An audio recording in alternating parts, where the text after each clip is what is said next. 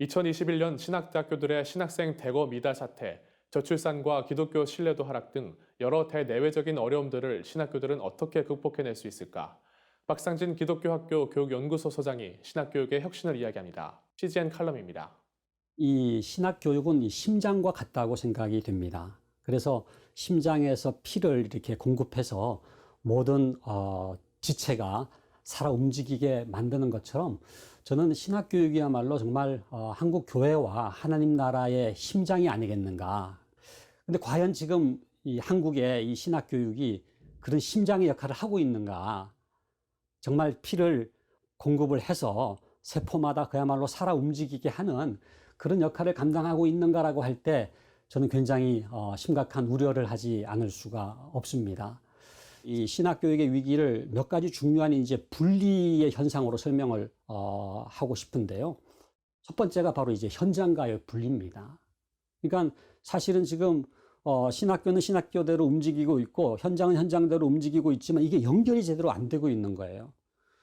신학 과목들이 다 이렇게 따로따로 이렇게 지금 구성되어 있고 열거식으로 이렇게 제공되고 있거든요. 근데 현장의 문제는 복합적이에요. 종합적이에요.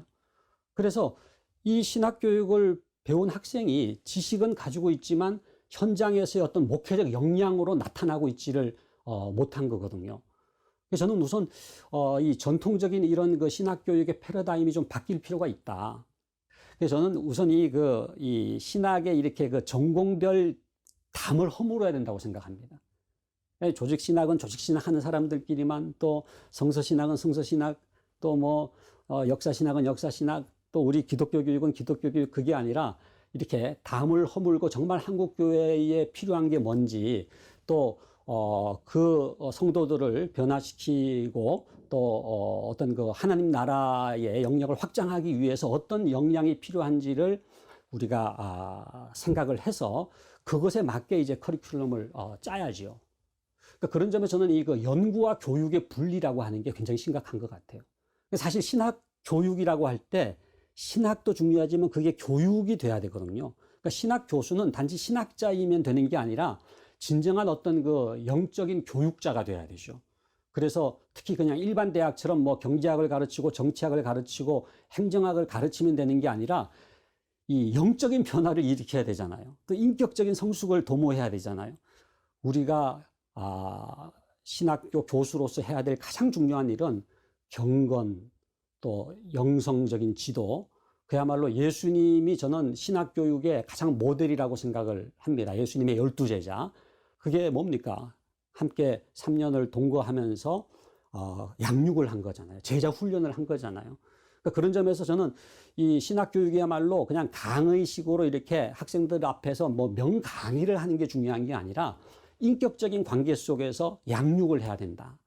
그래서 이 소그룹으로 또 특별히 담임 교수제를 통해서 입학하면은 졸업 때까지 계속 그런 인격적인 관계 속에서 신학적인 지식만 얻는 것이 아니라 정말 소명감을 새롭게 깨닫고 하나님과의 깊은 친밀한 관계 속에서 이 영적으로 성숙할 수 있는 과정이 돼야 되겠다. 지금 뭐 장로교 통합교단만 하라도 7개 신학교가 있거든요. 뭐 다른 교단들도 뭐 여러 개 신학교가 이제 존재하는 경우가 많이 있는데, 교단에서 신학 교육 정책을 연구를 해야 되거든요.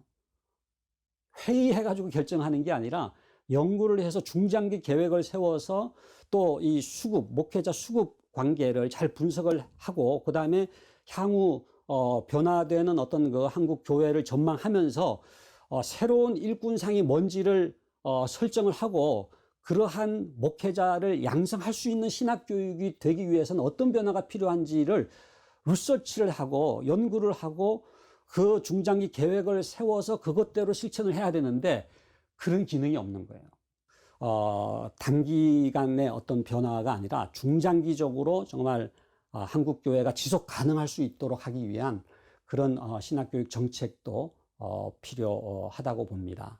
그러니까 코로나를 통해서 너무 지금 한국 교회가 얼마나 이렇게 외딴 섬처럼 지금 분리되어 있는지 몰라요.